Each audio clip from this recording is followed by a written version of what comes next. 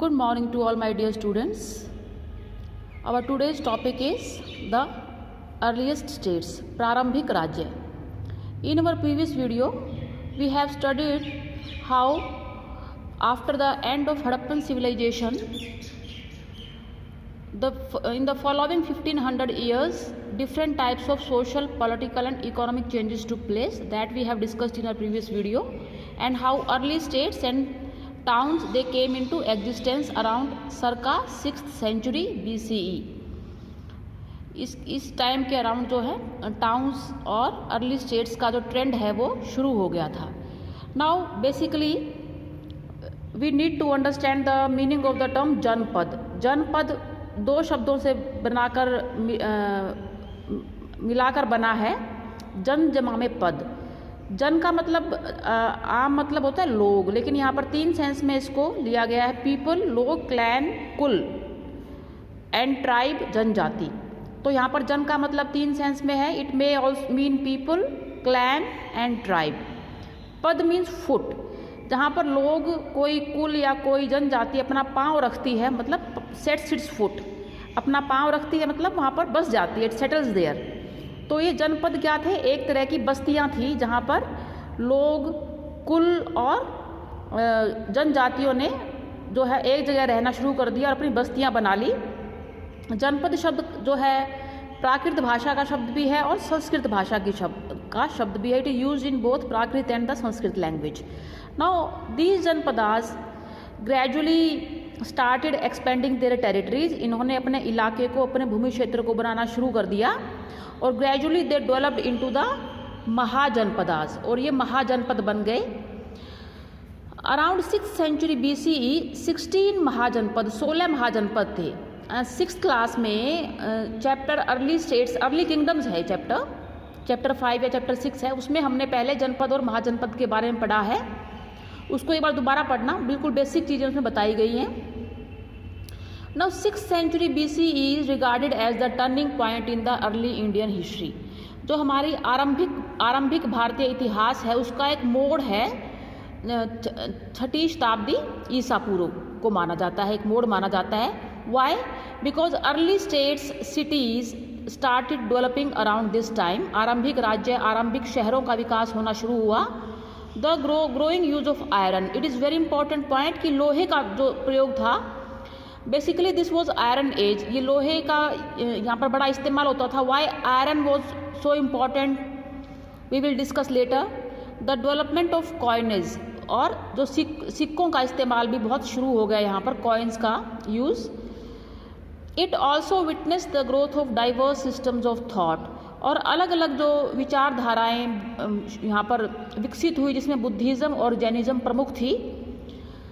जो आरंभिक बुद्धिस्ट और जैन टेक्स्ट हैं, जो बुद्धिस्ट और जैन धर्म ग्रंथ हैं जो आरंभिक हैं, they mention 16 states known as mahajanapada. उनमें 16 महाजनपदों के बारे में जानकारी दी गई है. अमंग अदर थिंग्स, और भी काफ़ी चीज़ों की जानकारी दी गई है, और 16 महाजनपदों के बारे में जिक्र है वहाँ पर. चैप्टर 4 के अंदर फिर डिटेल में आएगा ये सब. Although the list very. अब ये महाजनपद 16 हैं, कम या ज़्यादा भी हो सकते हैं, ये लिस्ट वेरी करती रहती है. मेन कौन कौन से थे? वज्जी, मगध, कौशल, कुरु, पांचाल, गांधार, अवंती. इनके नाम बार बार आते हैं. Name of these mahajanapadas occur frequently, बार बार आते हैं नाम इनके. Clearly these were among the most important mahajanapadas. स्पष्ट है कि ये सबसे महत्वपूर्ण महाजनपद रहे होंगे. अब महाजनपदास में पॉलिटिकल सिस्टम कैसा था, राजनीतिक व्यवस्था कैसी थी? Most of the mahajanapadas they were ruled by a king. ज़्यादातर महाजनपदों में एक राजा का शासन होता था, यानी कि मोनार्की थी, राजतंत्र था. Whereas some known as gana और संघ. लेकिन कुछ में जो था, जो गण थे, संघ थे, और गण और संघ हमने पढ़ा है. देवर ओलिगार्की. 6th क्लास में अगर आपको याद आ रहा हो कि ओलिगार्की होता है बेटा जहाँ पर पावर जो है it is in the hands of a few number of people. Instead कि एक सिंगल पर्सन रूल करे, जैसे कि राजा रूल करता है, यहाँ पर एक लोगों का ग्रुप मिला के जो था वो पावर एक्सरसाइज करता था. Where power was shared by a number of man often collectively called rajas. वो चाहे they were a number of man, और सभी को राजा बोलते थे और इकट्ठा बोल के उनका नाम राजाज था। तो एक तो थे मोनार्की थी, दूसरा क्या था, गण और संघ ओलिगार्की थी। तो दो तरह की पॉलिटिकल सिस्टम था। बोथ महावीरा एंड बुद्धा, हमने सुना है, महावीर जैन का नाम भी सुना है हमने, और गौतम बुद्ध का नाम भी सुना है। ये बहुत बड़े प्रीचर हुए हैं, और महावीर जैन को जैनिज्म से जोड़ा जाता है और बुद्ध को बुद्धिज्म का संस्थापक माना जाता है। वो जो दे बिलोंग टू द गणाज, वो गण से संबंधित रखते थे, गण से संबंध था। जो बुद्ध थे वो नेपाल में कपिल वस्तु में उनके पिता थे, उस गण के जो थे वो हेड थे। अभी डिटेल में बाद में आएगा कि बुद्ध जो थे कौन सी ट्राइब से बिलोंग करते थे, महावीर कौन सी ट्राइब से बिलोंग करते थे। महावीर और बुद्ध गण और संघ से बिलोंग करते थे, जहाँ पर इनका जन्म हुआ था। And both belong to the royal families. इनके जो फादर थे वो they used to exercise power in the ganas, influential व्यक्ति थे। तो डेमोक्रेटिकली जो संघ होते हैं ना, गण होते हैं, ये रिलेटिवली डेमोक्रेटिक है, ज़्यादा लोकतांत्रिक है as compare to the kingship monarchy. The rajas probably controlled resources such as land collectively. अब जो रूल करता है, रूलर है, वो राजाज हैं, वो सारे संसाधनों का जो नियंत्रण था, जैसे कि भूमि है और भी चीज़ें हैं, इकट्ठा मिलकर कलेक्टिवली, ये पूरा समूह जो था, ग्रुप था, कलेक्टिवली इन रिसोर्सेज पर कंट्रोल करता था। Although their histories are often difficult to reconstruct, हम उनके इतिहास को बड़ी मुश्किल से जो है पुनर्निर्माण कर पाते हैं, due to the lack of sources, क्योंकि स्रोतों की कमी है हमारे पास। Some of these states lasted for nearly 1000 years, इनमें से कुछ राज्य जो हैं लगभग 1000 वर्ष तक जो है उनका अस्तित्व रहा। लेकिन हमारे पास जो है सोर्सेज नहीं है कि हमें ज़्यादा पता हो इन चीज़ों के बारे में। Basically each mahajanapada had a capital city, हर महाजनपद की एक राजधानी होती थी, जो एक शहर होता था, एक राजधानी शहर होता था हर महाजनपद का, विच वॉज फोर्टिफाइड, जिसकी किलेबंदी की होती थी, चारों तरफ ऊंची ऊंची दीवारें, मजबूत दीवारें खड़ी की होती थी। Now maintaining these fortified cities, अब इन सिटीज़ की का फोर्टिफिकेशन हुआ है, जैसे हड़प्पा में हमने सिटाडेल का फोर्टिफिकेशन पढ़ा था, यहाँ पर भी फोर्टिफिकेशन हो चुका है शहरों का। अब इनको मेंटेन करना, इनका भरण पोषण करना बहुत एक तरीके से बड़ा दुष्कर कार्य था, क्योंकि उसके लिए फाइनेंशियल रिसोर्सेज चाहिए थे, वित्तीय सहायता चाहिए थी। Because providing for the incipient आर्मीज, अब इंसिपियंट होता है बिगिनिंग, शुरू का, अब शुरू की सेनाएं भी रखी गई इन शहरों की को गार्ड करने के लिए, इन किलों की सुरक्षा के लिए। तो जो इंसिपियंट आर्मीज थी, जो आरंभिक सेनाएं थी, उनका भी भरण पोषण करना था। एंड ब्यूरोक्रेसीज, क्योंकि पूरा जो है एक नौकरशाही, एक तंत्र तैयार किया गया। इतने बड़े शहर को संभालने की जिम्मेदारी बहुत होती है, बहुत सारी पॉलिसीज़, नीतियाँ बनानी पड़ती हैं, तो आपको अधिकारी भी चाहिए। तो यहाँ पर नौकरशाही का भी विकास हुआ। तो आर्मी के लिए ब्यूरोक्रेसी को प्रोवाइड करने के लिए, मेंटेन करने के लिए रिसोर्सेज चाहिए थे, संसाधन चाहिए थे। तो अब वो कौन से तरीके थे जिसके जरिए से रिसोर्सेज को प्राप्त किया गया? From circa 6th century BC onward, 600 BC ईसा पूर्व की बात कर रहे हैं हम, 600 शताब्दी, 6 शताब्दी तो बहुत ज़्यादा हो जाएगा, उसमें तो 6 के आगे 5 जीरो लग जाएंगे। 6 शताब्दी, 6th सेंचुरी, 6ठी शताब्दी ईसा पूर्व, ब्राह्मण्स ने क्या किया कि धर्म सूत्रों का कंपोजिशन करना शुरू कर दिया। धर्म सूत्र क्या थे? धर्म जमा में सूत्र, सूत्र होते नियम, यानी कि they laid down norms for the rulers, शासकों के लिए नियम बना दिए उन्होंने, नॉर्म्स बना दिए, और as well as for the other social categories, और बाकी सामाजिक वर्गों के लिए।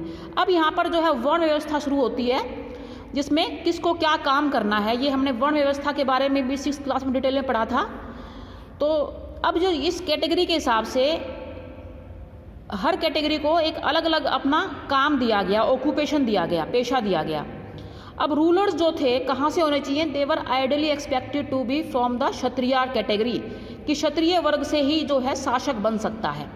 ये चीज़ें अब रिजिड होती गई, ये बिल्कुल अब फिक्स होती जा रही है चीज़ें। ब्राह्मण जो हैं वो अब उनका रोल जो है स्ट्रॉन्ग होता जा रहा है। Rulers were advised to collect taxes and tribute from the cultivators, traders and the artisans. अब जो शासक थे उनको अब भेंटें और कर जो है इकट्ठे करने थे अपने राज्य को चलाने के लिए। वो कल्टिवेटर्स किसानों से, ट्रेडर्स व्यापारियों से और आर्टिजन्स शिल्प कर्मियों से जो है टैक्स लेते थे, ट्राइब्यूट्स लेते थे। और हमने बहुत टाइप्स की ट्राइब्यूट्स के बारे में 6th क्लास में भी पढ़ा है कि एग्रीकल्चर वाले कौन सी ट्राइब्यूट देते थे। अलग अलग ग्रंथों में ट्राइब्यूट्स के नाम भी दिए गए हैं और टैक्सेस के नाम भी दिए गए हैं। Were resources also procured from pastoralist and forest peoples. क्या संसाधन जो चाहिए थे राज्य के मेंटेन करने के लिए राज्य को, प्रोक्योर्स उनको कहाँ से ऑब्टेन किया गया, कहाँ से प्राप्त किया गया। पेस्टोरलिस्ट क्या चरवाहे जो होते थे उनसे, जो पशुचारक थे उनसे लेते थे। फॉरेस्ट पीपल क्या जो जंगल में लोग रहते थे उनसे लेते थे। हाँ, उनसे लेते थे, ये 6th क्लास में पढ़ा है हमने।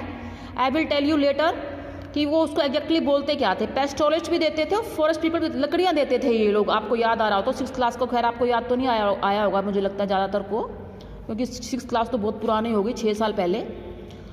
We do not really know, हम नहीं जानते हैं इस बारे में। What we know is that raids on the neighbouring states were recognised as a legitimate means of acquiring wealth. पड़ोसी राज्यों के ऊपर आक्रमण करो, रेड का मतलब अटैक करो और वहाँ से धन दौलत प्राप्त करो, इसको लेजिटिमेट माना गया। लेजिटिमेट का मतलब वैध माना गया। भी राजा का तो कर्तव्य है, ड्यूटी है, राजा ऐसा कर सकता है।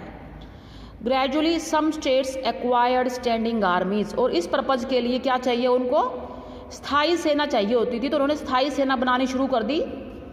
और एंड मेंटेन रेगुलर ब्यूरोक्रेसीज, और नियमित जो है नौकरशाही शुरू कर दी, रखनी शुरू कर दी। Others continue to depend on militia. और बाकी जो थे वो सेना पर निर्भर करते थे, बाकी महाजनपद। और वो सेना कहाँ से रिक्रूट होती थी, कहाँ से उसकी नियुक्ति होती थी, more often than not from the peasantry. जो किसान थे वही सेना में भर्ती होकर इनके लिए लड़ने का काम भी करते थे against the other states. Now oligarchy क्या होती है, it refers to a form of government where power is exercise by a group of man. Roman republic के बारे में मैंने लास्ट डिटेल में पढ़ा है, वो एक ओलिगार्की थी। हालांकि इसका नाम जो है वो दूसरा है कि रिपब्लिक कहा गया है इसको, elected head of the state, but it was an oligarchy where group of people exercise power. Look at this map. यहाँ पर सभी महाजनपदों को और जो उनकी कैपिटल्स के नाम दिए गए हैं। यहाँ से देखो आप, कंबोज है, गांधार है, पुष्कलावती ये कैपिटल है, तक्षशिला भी कैपिटल है। गांधार की कैपिटल तक्षशिला थी, कंबोज की पुष्कलावती थी। अब ये देखो, कुरु है, पांचाल है, कौशल है, काशी है। ये जो कैपिटल लेटर्स है ना, वत्स है, चेदी है, अवंती, मत्स्य, सूरसेन, मल्ल, वज्जी, मगध, अंग और वंग, ये सारे जो है महाजनपदाज हैं। और जो स्मॉल ये इनकी कैपिटल सिटीज़ है। तो आपको पता होना चाहिए, you must locate each and every mahajanapada on the map along with its capital. Early states and their capital, आरंभिक राज्य और उनकी राजधानियाँ। ये मैप 1 है। Which were the areas where states and cities were most densely clustered. अब आप वो कौन से एरियाज़ के अंदर बहुत ज़्यादा सघन रूप से जो ये शहर हैं और ये राजधानियाँ हैं पाई गई है। ये देखो, ये गंगा और यहाँ पर देखो इस तरफ वाला एरिया है, ये गंगा वैली का एरिया है, गंगा घाटी, गंगा के मैदान। और ये गंगा के मैदान बड़े फर्टाइल हुआ करते थे। और यहाँ पर लोहा भी बहुत मात्रा में पाया गया था, आयरन ओर्स। और ये जो टाइम पीरियड है, इस टाइम पीरियड में ये जो किंगडम्स थे, they depended a lot upon iron. ये आयरन सिविलाइजेशन थी, लोहे वाली सभ्यता थी, ये बाद में पढ़ेंगे। तो एक तो यहाँ पर आयरन प्रोडक्शन सेंटर्स बहुत थे और गंगा के मैदान हैं। Land was fertile, agriculture production बहुत अच्छा होता था। तो यहाँ पर डेंसिटी ज़्यादा है, इनका घनत्व ज़्यादा है। In our next video we will discuss about the Magadha, rise of the Magadha. Magadha कैसे पावरफुल बना, ये हम नेक्स्ट वीडियो में पढ़ेंगे।